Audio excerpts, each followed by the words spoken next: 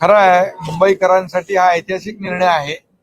कारण गेले अनेक वर्षापासून ओशी नसलेल्या इमारतींमधील प्रवाशांना अनेक अडचणींना सामोरं जावं लागत होतं आणि त्यामुळे जवळपास 20,000पेक्षा जास्तीच्या इमारती ओशी नसलेल्या इमारती असल्यामुळे त्यांना मालमत्ता कर असेल, पाणीपट्टी असेल, रहिवासीमध्ये पाणीपट्टी, निवासीमध्ये डबल आणि वाणिज्यमध्ये 4 पट. आता मी मुंबई महापालिकेचे आयुक्त गगराणी यांना फोन करून सांगितलं की निर्णय आम्ही घेतलेला आहे. पाणीपट्टी तात्काळ या ठिकाणी जी दुप्पट आपण निवासीकडून घेतो ती जी नियमानुसार सिंगल घेतली पाहिजे ती या ठिकाणी घेण्याच्या सूचना मी दिल्या. मी फोन केला त्यांना आणि त्याबरोबर या सर्व इमारतींचा पुनर्विकास करण्यासाठी शासनाने निर्णय घेतलेला आहे आणि ओशीची प्रक्रिया जलद गतीने करण्यासाठी जे काही जे नियोजन करणं आवश्यक आहे ते नियोजन करण्याचा निर्णय नगर विकास विभागाने घेतलेला आहे. त्याचबरोबर मुंबईमध्ये भाडे तत्वावर म्हणजे पागडी सिस्टीमवर जवळपास 28,000 इमारतींच्या केसेस पेंडिंग आहेत आणि मालक आणि पागडीमध्ये राहणारे रहिवासी जवळपास यामध्ये देखील 10 लाखापेक्षा जास्ती रहिवासी संख्या आहे आणि ते देखील गेले अनेक वर्षापासूनचा जी मागणी आहे इमारतींचा पुनर्विकास होत नाही, त्या जीर्ण झालेल्या आहेत आणि त्यामुळे त्यांचा पुनर्विकास रखडलेला आहे आणि म्हणून जे अधिनियम आहेत त्याच्यामध्ये अधिकची तरतूद करून त्या देखील इमारतींचा पुनर्विकास झाला पाहिजे. जे रहिवासी जो राहतोय त्यांनी वापरलेलं व्याप्त केलेलं क्षेत्रफळ म्हणजे त्यांनी वापरलेलं क्षेत्रफळ त्याला मिळालं पाहिजे आणि त्याचबरोबर मालक म्हणून आपल्याला त्याचं बेसिक FSI जो आहे तो देखील त्याला मिळाला पाहिजे. यामुळे मालक राहणारा रहिवासी या दोघांचे हक्क जे आहेत अबाधित ठेवलेले आहेत आपण आणि त्यामुळे या संपूर्ण मुंबईमध्ये जे पागडी वर राहणारे रहिवासी यांना देखील हक्काचं घर मिळेल आणि मालकाला देखील त्याचा जो काही अधिकार आहे तोही त्याला मिळेल. त्यामुळे मुंबई पागडी मुक्त मुंबई अशा प्रकारची जी काही संकल्पना किंबहुना जी मागणी गेल्या अनेक वर्षापासूनची आहे ती देखील पूर्ण करण्याचा निर्णय आज नगर विकास विभागाने घेतलेला आहे. त्याचबरोबर संजय गांधी राष्ट्रीय उद्यानामध्ये जे 25,000 लोक राहतात त्यांना देखील त्या फेरीमध्ये म्हणजे सुप्रीम कोर्ट आपल्या हायकोर्टाचे जे काही कारवाईचे आदेश येतात त्यामुळे त्यांच्या डोक्यावरती टांगती तलवार देखील दूर करण्यासाठी जे काही नियमामध्ये बदल करणे आणि आजूबाजूच्या परिसरामध्ये त्यांचं पुनर्वसन करणे या बाबतीत देखील धोरणात्मक निर्णय नगर विकास विभागाने घेतला आहे आणि त्याचबरोबर ज्या जागा आहेत त्या जागेमध्ये ज्या जुन्या चाळी आहेत त्या चाळींचा देखील पुनर्विकास थांबला होता. त्यामुळे ज्या गिरणी कामगारांनी खऱ्या अर्थाने मुंबईमध्ये ज्यांचं योगदान आहे गिरणी कामगारांचं त्यांच्या पुनर्विकासाचा मार्ग देखील जो काही त्या पुनर्विकासाचा मार्ग देखील मोकळा करण्यासाठी नगर विकास विभागाने निर्णय घेतलाय आणि त्यासाठी जे काही अधिनियमामध्ये बदल करायचे आहेत ते बदल केलेत आणि मला वाटतं गिरणी कामगारांना देखील न्याय मिळेल अशा प्रकारचे 4 निर्णय जे आहेत हे मुंबईकरांसाठी अतिशय महत्वाचे आहेत आणि ते निर्णय आपण नगर विकास विभागाच्या गृहनिर्माण विभागाच्या माध्यमातून आम्ही घेतले. मुख्यमंत्री महोदय, मी, अजितदादा आम्ही चर्चा केली आणि मुंबईचे सर्व नगरसेवकांची देखील तीच मागणी होती.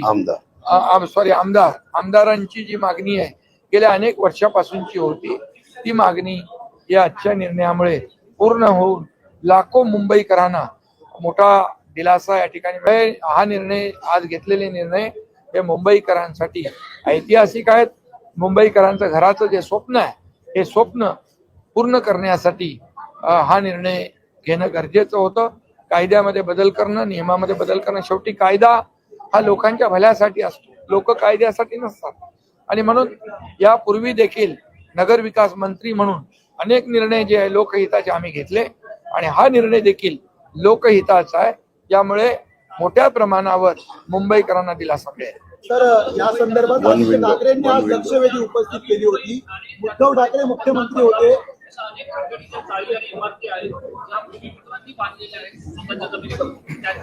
जो आहे मुंबई, ठाणे, नवी मुंबई, मीरा भाईंदर, कल्याण डोंबिवली किंवा इतर ज्या महापालिका आहे या सगळ्यांसाठी आम्ही लागू करणार आहोत.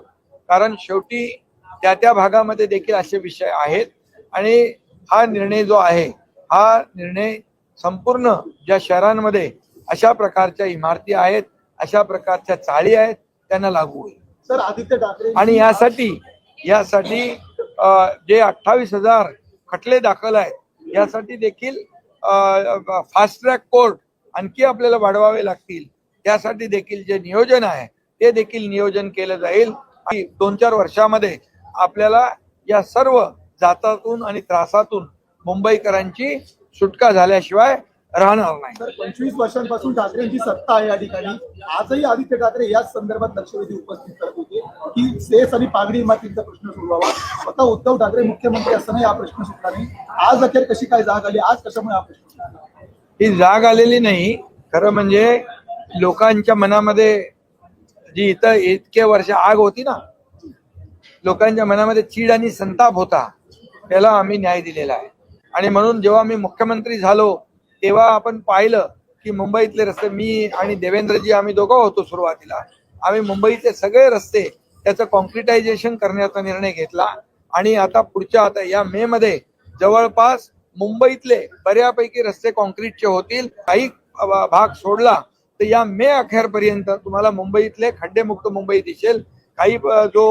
मुंबईतला काही भाग या पुढच्या म्हणजे वर्षभरामध्ये पूर्ण मुंबई खड्डेमुक्त झाल्याशिवाय राहणार नाही.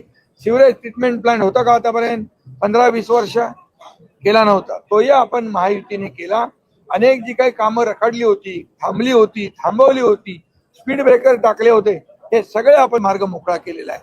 आणि त्यामुळे त्याला इच्छाशक्ती पाहिजे आणि धाडसाने निर्णय घेण्याची हिंमत पाहिजे आणि ती महायुतीमध्ये आहे. आणि म्हणूनच महायुती सरकारला झालेल्या विधानसभेच्या निवडणुकांमध्ये जनतेने लँडस्लाईड मॅन्डेट दिलं आणि म्हणून आम्ही हे निर्णय जे घेतोय ते जनतेने जो निकाल दिलेला आहे.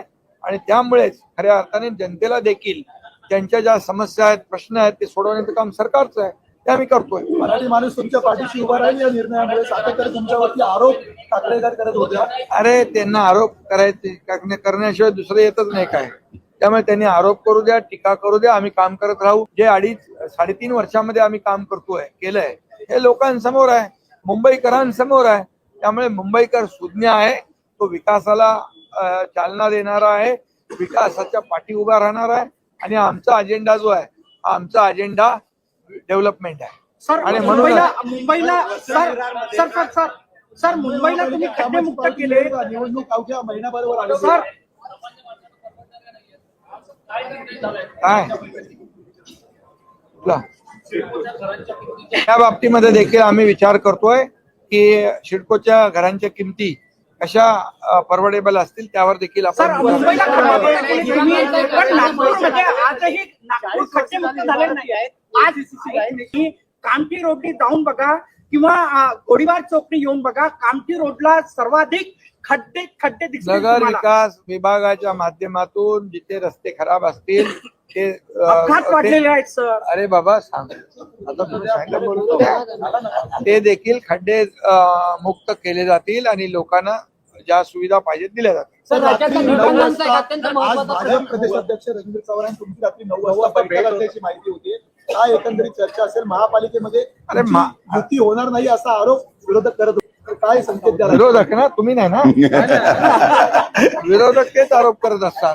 पण तुम्हाला मी सांगतो, महापालिकांमध्ये मुंबईसह सर्व महापालिकांमध्ये आमची युती होईल, महायुती होईल आणि महायुतीत सर्व निवडणुका जिंकेल. तर राज्यातल्या दिव्यांगांचा एक अत्यंत महत्वाचा प्रश्न आहे. आपण जर पाहिलं तर सध्या अद्यापही संजय गांधी निराधार 2,500 सर्व दिव्यांगांना मिळत नाहीये. काय असतील त्या सोडवल्या जातील. आपलं राज्य दिव्यांग मंत्रालय काढणारं महाराष्ट्र देशातलं पहिलं राज्य आहे आणि त्यामुळे दिव्यांगांच्या बद्दल राज्याला सहानुभूती आहे बिलकुल. आणि त्या ज्या ज्या काय अडचणी असतील त्या आम्ही दूर करू.